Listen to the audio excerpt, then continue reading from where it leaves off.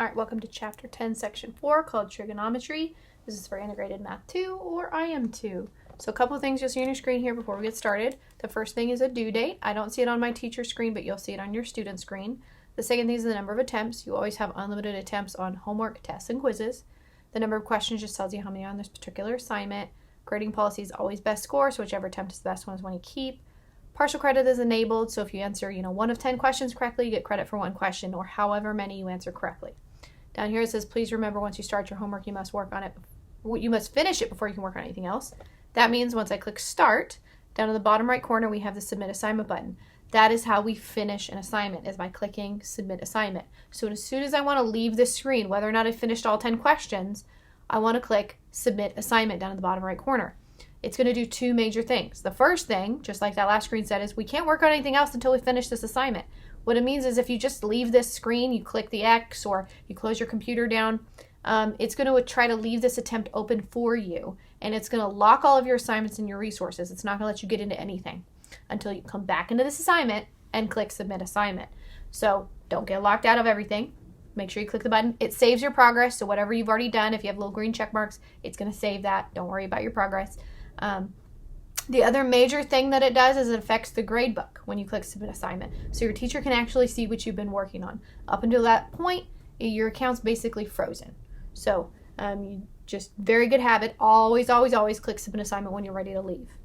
On this side here, we always have explanation, example, and message center. Explanation tells us we're going to lose our question attempt because it's going to give us the answer to this question. So it's not going to give you the answer and then let you come type it in.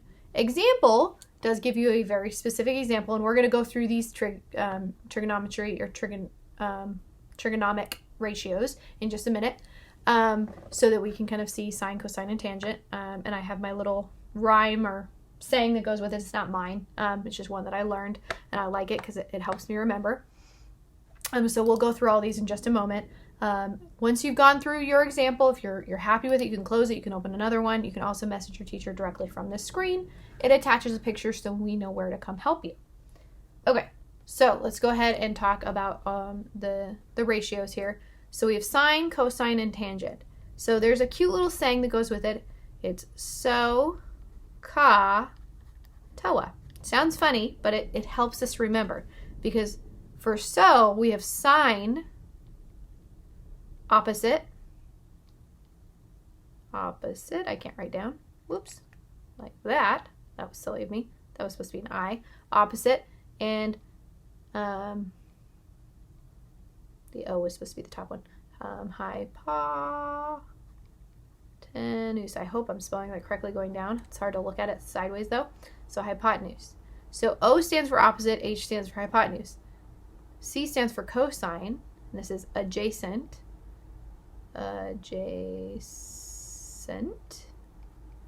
And this is hypotenuse again. I'm just going to write hype to be a little bit lazy there. And then we have tangent for T, and then this is going to be opposite, and this is going to be adjacent again. Adjacent. And that's bothering me. I'm just going to go ahead and write hypotenuse down because I wrote the rest of them out. Why not that one? So hypotenuse. So it's just kind of a very quick way to remember. O for opposite, H for hypotenuse. A for adjacent, H for hypotenuse. O for opposite, A for adjacent. So these are the ratios. And what does this actually mean? I've taught you something without actually showing you what it means. So it's just a quick way to remember. Sine equals opposite over hypotenuse. Cosine equals adjacent over hypotenuse, and tangent, I'll just go ahead and put it down here, tangent equals opposite over hypotenuse. And we can even bring this down to go OH, OH, AH, so it's the same letters here. And again, what does this mean? Because we still aren't really looking at a triangle yet. So we need a triangle in order to make this work. And it needs to be a right triangle in order to make this work. And then actually one thing I did leave off is this theta symbol. This is an angle. We just don't know what the angle is yet. So it's just an angle that we're looking at. So the sine of an angle, the cosine of an angle, the tangent of an angle, not angel, blah.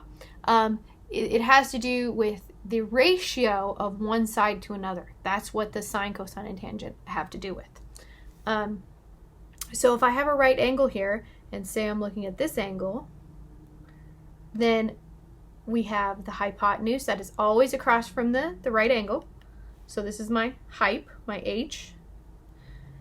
Opposite is going to be the angle opposite that's not creating, sorry, the side opposite is going to be the side opposite the angle. So it's not creating the angle, it's completely opposite on the other side. This is what we call opposite, or op. The adjacent one is, so the hypotenuse and the adjacent are what create that angle, like that, okay? And in a very similar way, if I'm looking at another triangle, or I'm going to try to draw the same triangle here. Let's see. Might be a little different, but close enough. It's still a right triangle. Might be a slightly different size there, but they look pretty close. So now if I'm looking at the top angle here, I have to make sure I'm paying attention, because opposite is not always going to be here and adjacent's not always going to be here, but hypotenuse will always be across from the 90. That's not going to change. But now the opposite is the bottom, because I'm looking at the other angle. Opposite, and the adjacent is this piece here, the other side of my angle. So remember, the angle is created by the hypotenuse and the adjacent. So that's just the name we give that other side is adjacent. It's next to it. But opposite is going to be the one that's not touching it. So it just depends on which angle we're focusing on. So we do have to pay attention to that. So when we're doing this, we're literally just going to write the fraction that is created when we look at these. So we're going to be doing tangent.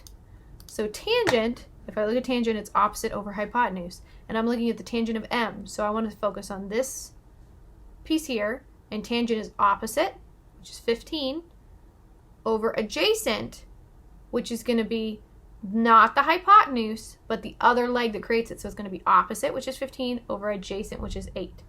So it's going to be 15 over 8, like that. And I just leave it at 15 over 8. There's no reducing there. 15 and 8 don't both divide by the same number. So I'm still focusing on m, but now I'm going to do the cosine. So it's going to be the adjacent, we already know that's 8, over the hypotenuse, which is across from the 90 here, that's 17. So it's going to be 8 over 17. And then the sine of m, so that's opposite over hypotenuse. So I'm going to go opposite, which is 15, and hypotenuse, which is 17. So right now we're just learning how to identify opposite, adjacent, hypotenuse from a specific angle. That's all they're asking us to do here. It's just, can we identify them and write the ratio? All right, so the next piece. And I know in class I made us write, SOHCAHTOA pretty much over and over and over again, because it really does help you remember these functions. If you can remember that silly little saying or rhyme, it's not really a word, but it just helps you put that together. You do have to remember, how to spell SOHCAHTOA, but is SOHCAHTOA. So it kind of spells itself. Hopefully, we can hear that. So we're gonna do the same thing. Now we're gonna do the cosine, sine, and tangent of x. So we have x down here, but now we're using variables. So we're gonna do it with variables first. Or we did it with, oh darn it, I think these were backwards on my worksheet. So really the variables should have been first, but that's okay. We'll do this anyway. So we're gonna have fractions here. That's a pretty good bet. You're always gonna end up with fractions on this one. So cosine, that's adjacent over hypotenuse. So we have adjacent. It's the angle or the side next to the angle that's not the hypotenuse. So this side here, it's right next to it, b over the hypotenuse, which is c, because that's across from the 90 there. So I have b over c, and I'm just identifying them. I don't know what b and c are. I'm just being asked to identify the sides, the correct side for adjacent over hypotenuse. Sine is opposite over hypotenuse, so I'm going to go opposite, which is a, and hypotenuse, which is c. So I have a over c. Oops, why didn't it move down? Darn it, c. And then tangent is opposite over hypotenuse. So I have opposite Oh, why did I write hypotenuse? That was silly of me. I'm gonna bring this down a little bit. I just realized I wrote that wrong. There's nobody here to tell me that I'm going crazy. This is supposed to say adjacent. All right, so because it's OA, not OH, that would be sine again. So I'm going to go opposite, which is A, over adjacent, which is B. So A over B, like that. All right, so we're going to check that, and we'll keep moving. Next. Okay. So now we're being asked to kind of express using the calculator. So they do tell us to use the calculator. And what we're going to do is we're going to express the decimal that would happen if we typed this in. And what we're actually showing is if we have the side lengths, then we do the division instead of leaving it. I think one of them, you know, for the first one was like 8 over 15. Instead of leaving it 8 over 15, if we divided 8 by 15 and we got a decimal, it's the same decimal we should get when we type in, you know, the cosine, sine, or tangent, whichever one we're looking for that one. So those decimals mean something. They match up. So this one, we just want to click cosine and then type in 82. And what decimal do we get? And it's asking us to round to the nearest hundredth. So that's the hundredth. But since that's 9 or bigger, it's going to round up to 0.14. All right, and now I'm going to go sine of 14 degrees equals, I'm rounding to the nearest hundredth, so that's 1, so it's going to be 0.24. And then tangent of 56, and again, I'm rounding to the hundredth, so 8 is the hundredth, 2 is not, it's 4 smaller, so it's just going to be 1.48. So again, we're just practicing typing that into a calculator. And then we're going to start to connect these two things so that we can actually find a missing angle. So this one, it says find sine of theta where theta is an angle shown. So we have that here. Give an exact value to not a decimal approximation. So with this guy, I believe, let me see, I think it wants us to type in the fraction again here. So we have sine, which is opposite over hypotenuse. I need that hypotenuse. I don't have it. But if we go back and we think about Pythagorean Theorem, ooh, it didn't go away, here it is again, I can fill in this missing piece. I have 8 squared plus 15 squared, because this is a squared plus b squared, equals c squared. So I can fill in, I can figure out what c squared is. What is that hypotenuse? So with this one, and I'm going to go ahead and use a calculator just so that it makes it a little easier. So 8 squared is 64. 15 squared, I believe, is 225. And then, so when we add those together, we get 289. So 289 equals c squared. And I'm going to take the square root of both sides because I want to know what just c is.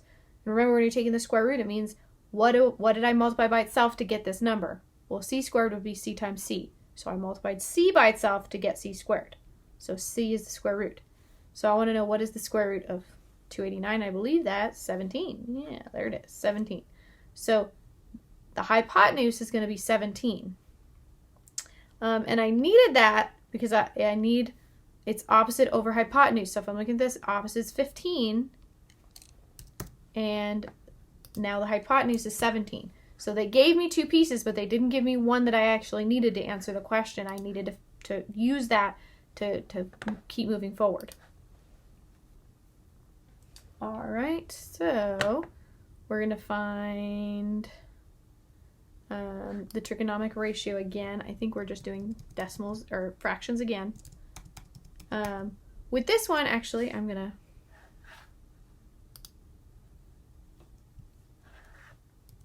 put these back because I just realized something. So we have 17, 15, and we have a missing piece here again. Well, we would have to go back through and do Pythagorean Theorem again because we're going to need this adjacent piece. Remember that here's the angle, so this is adjacent. Well, I'm going to need that for tangent and for cosine. So if I have 17 and 15, well, we had 8, 15, and 17 last time. This is one of those relationships with triangles, if you can remember this.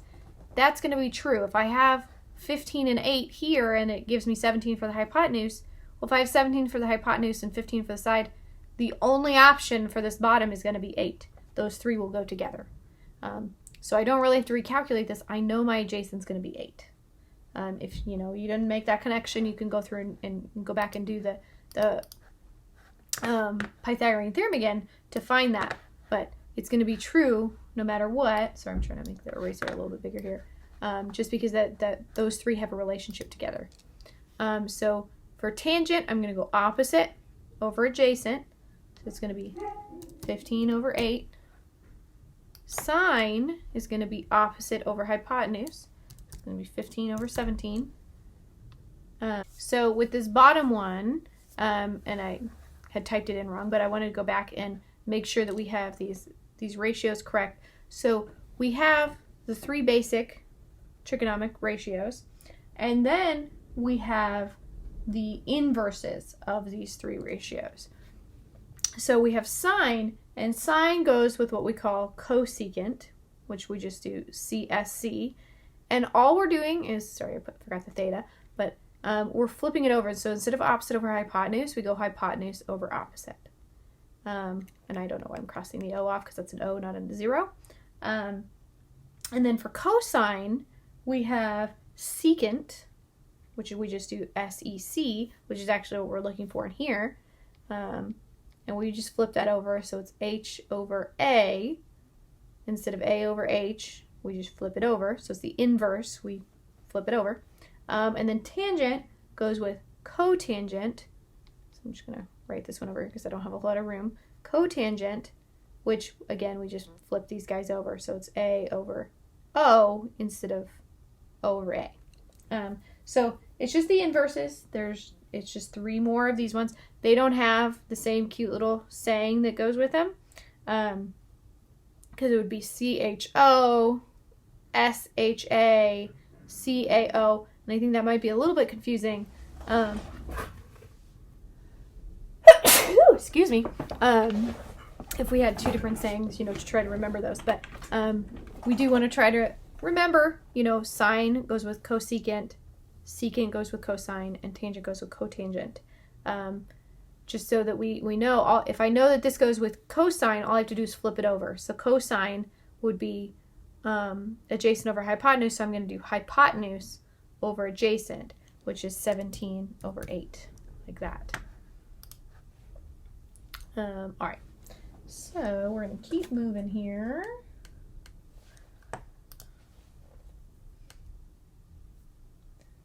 And so I think we're going to actually start calculating some of the angles on this one so that we can see what's going on here. So the three right triangles below are similar. So similar means they're not the same size, but they are the same shape. They're just different sizes. But they're exactly the same shape. Not all just triangles, but the exact same triangle, just different sizes of that same triangle. So the acute angles A, D, and X are all approximately measured to be 41.1 degrees. So they show us that 41.1, 41.1, 41.1. Remember, on a similar triangle, the angles are congruent. It's the side lengths that change. They are dilated by the same factor. So the side lengths for each triangle are shown as follows. We have all of them together. So know that the triangles are not drawn to scale. They don't want you to actually try to measure anything here. It's not going to work out correctly. They're just giving you a diagram to follow. So for each triangle, find the ratio of the length of the sides opposite 41.1 to the length of the hypotenuse. Round your answer. So if I want to go opposite for ABC, so that's BC, that's 4.8. 4.8 over, round to the nearest hundredth. They actually want us to divide. So 4.8 divided by, and the hypotenuse, which was going to be this 7.3, so 7.3.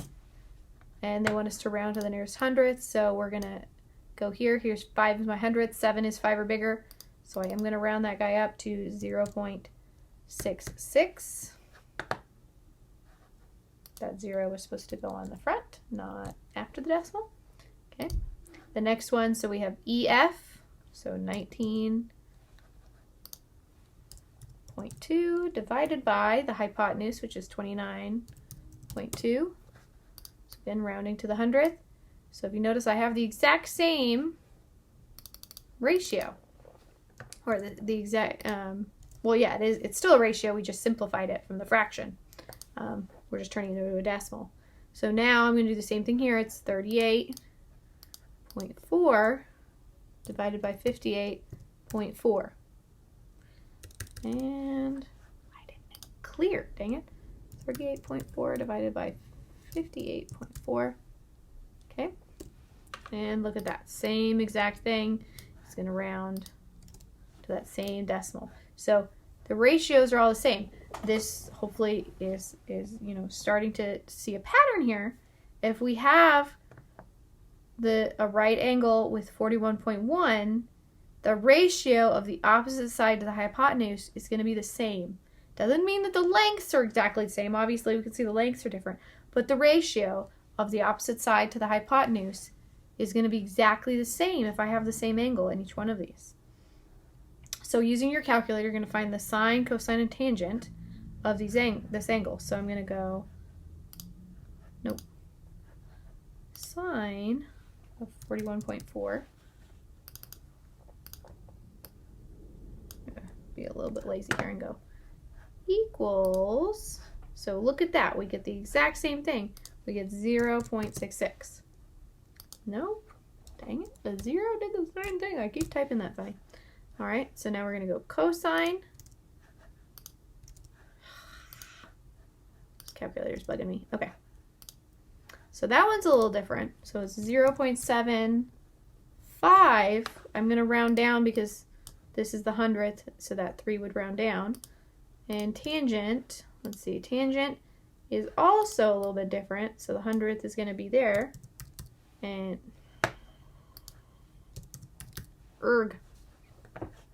okay, so now we have these ones. So what it's asking is which trigonometric function gives the ratio of the side in part A? Well, we're looking for the same ratio, so it's going to be sine.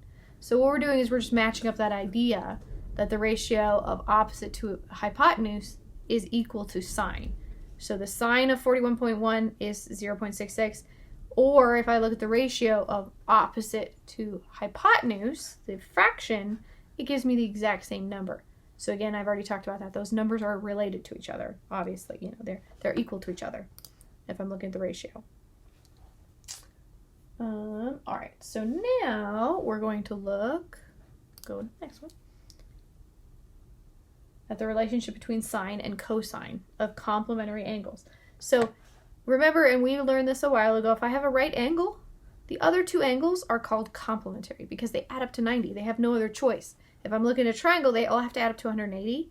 So if I'm already using 90, the only option for these two is to add up to 90 degrees. That's what's left over of the 180. So that's why we're talking about complementary angles here. That's the title of this one. We don't see the title on the screen. I wish they would give us the title, but they don't give it to us here. So in the figure below, we have a right triangle with side lengths A, B, and C. And suppose that the measure of angle A does not equal the measure of angle B. So these are not congruent angles. They're different sizes. Kind of looks like a 30, 60, 90 a little bit from the last section when we were working on special triangles. And if you notice, capital A for the angle is across from lowercase a. Capital B, which is the angle, is across from the lowercase b, which is the side length. They do that a lot on these ones when we get to these types of pieces. So, definitely make those connections there. All right, so we're going to go through and look at the sine of A and the cosine of A, and then the sine of B and the cosine of B. So the sine of A, if we look at A, remember sine is opposite over hypotenuse. So we have opposite, which is A, over hypotenuse, which is C. So we have A over C. The cosine of A, cosine is adjacent over hypotenuse, so adjacent's B over hypotenuse, which is C. So we have B and C. Now we're flipping over to angle B. So we're going to do the sine, which is opposite over hypotenuse, which is B over C.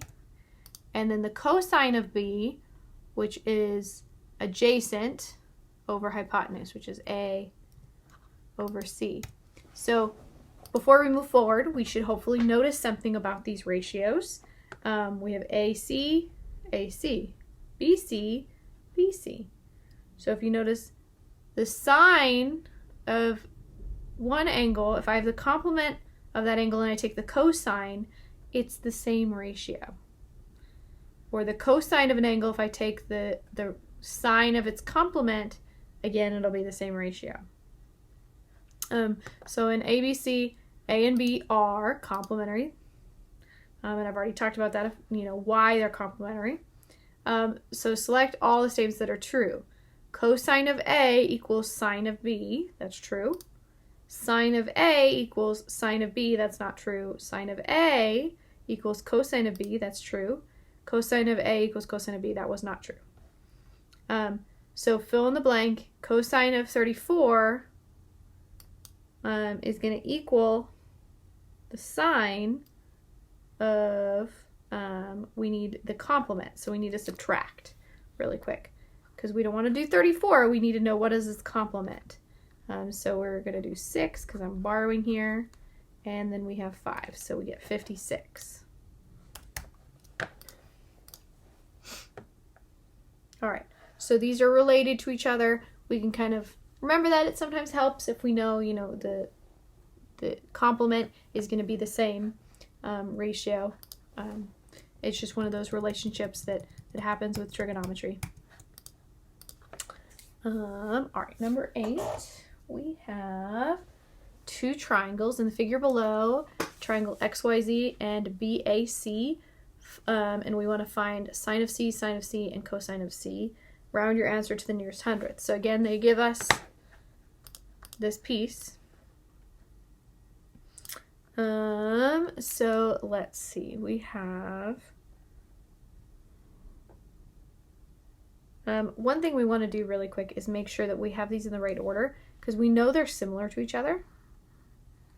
So I have Y, X, Z, and instead of having it stood up like this, I'm going to stand it up. I know this one's a little taller, like this, but A is going to be on top. We have our right angle on the bottom here, which is B, and C is going to kind of flip around over here. So I kind of rotated that around so they're both standing up so I can see what's going on. And I want to use this angle here, which is actually Z. That's where I have my measurements, is on this triangle, the smaller one. So I want to go opposite, because I'm doing sine, opposite over hypotenuse, like this. So I'm going to do the same thing here. Opposite, which is going to be 28, divided by hypotenuse, which is 29.6. So that's going to give me this piece here. I want to round to the nearest hundredth. So it would be 0.95 because I'm going to round up. 0.95. Tangent, so that's opposite over adjacent.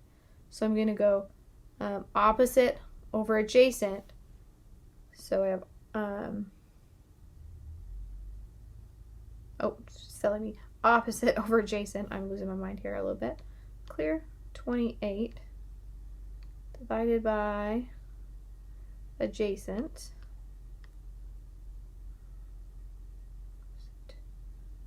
Yep. And I'm rounding to the nearest hundredth, so I'm going to go here, but this is going to round up to 2. So 2.92. Clear. And then cosine. So cosine is adjacent over hypotenuse.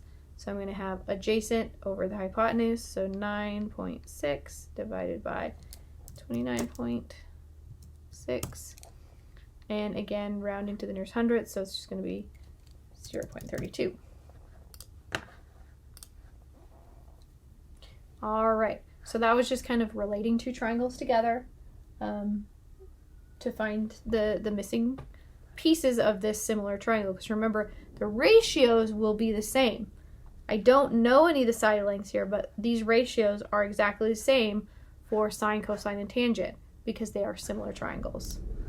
So it's just applying that idea.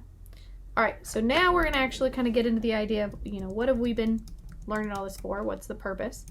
And the point is that we get to use this to actually solve for missing pieces of a triangle. So we're going to solve for x. We don't have two sides, so I can't use Pythagorean Theorem. I have to use trigonometry. So if I have 23, this angle here, I need to decide which one of my trigonometric functions am I going to use. So if I have adjacent, because that's the one next to it here, and hypotenuse, so I'm going to look through and go adjacent and hypotenuse, I'm going to use cosine. So I'm going to write this out, and I'm going to use the calculator in a minute, but I'm going to have cosine of 23 degrees equals, so I'm not going to use that little theta symbol, actually I have the 23 degrees, equals adjacent over hypotenuse, so it's 19 over x, like this. And I do want to get this x out from underneath here, so I'm going to multiply by both sides before I do anything else. So I'm going to have x times cosine of 23 degrees equals 19, and then I would divide both sides by cosine of 23 degrees to move that away from the x. I'm just kind of manipulating just for a second to get x by itself. Cosine of 23 divided by cosine of 23 cancels, so I have x equals 19 divided by the cosine of 23 degrees. So now I can type this into the calculator here. 19 divided by the cosine of 23 equals. So this gives me the measurement of x, and they want us to round to the nearest tenth. So it's going to be 20.6. That would round down. So 20.6. So if I know the angle of something I'm looking at and one measurement of one of the sides of this right triangle, I can find either of the other two sides. So it's another way of finding somewhat indirect measurement here. So with this one, we have a ladder leans against a house. The angle of elevation, which is, how high up is it going, is 73 degrees. When the bottom of the ladder is 12 feet from the side of the house, so we can easily measure this 12 feet, find the length of the ladder, round your answer to the nearest tenth. So we're going to do the same idea here. We need to decide which one are we using. Probably be faster if I just erased. There we go. Okay. So we have 73, and I have adjacent and a hypotenuse again. Well, I'm going to use cosine again. So cosine of 73 degrees equals adjacent over hypotenuse, and I can use the question mark if I want to. Really, the variables are just a placeholder, so it doesn't matter if you use a question mark or if you use the variable. So I'm going to do that same thing where I go around and I'm going to divide or multiply both sides by question mark. So those cancel out. I'm going to divide both sides by cosine of 73. It's not a G, that's a C. I'm just losing my mind here. Anything divided by itself cancels. So question mark is going to equal 12 divided by the cosine of 73 degrees. So 12 divided by the cosine of 73 degrees. And again, this is round to the nearest tenth, so the tenth would be 0. Since that's 4 smaller, it's just going to round down. It's just going to be 41.0. And because it wants a tenth, it's going to expect you to put that 0 on. In fact, we can try it. I know I've had Alex tell me that I need to round to the nearest tenth. Yeah, so it gets upset. Even though it's 0.0, it wants to make sure that you follow those directions. All right, so this is the idea of these ratios, these 6 different ratios. A lot of the time we're using the 3 basic ones, but the idea is if I have a right triangle, I can go through and solve for a missing piece. I believe in the next section we're actually going to start to learn how to solve for a missing angle, because you can also do that. If I have all 3 sides or even 2 of the sides, I can solve for the third side with Pythagorean Theorem if I didn't get that third side, and then I can also solve for missing angles. If they didn't give me the angles. So there's a lot of things we can do with these trigonometric ratios. All right, well, that was section 4. I will see you in section 5.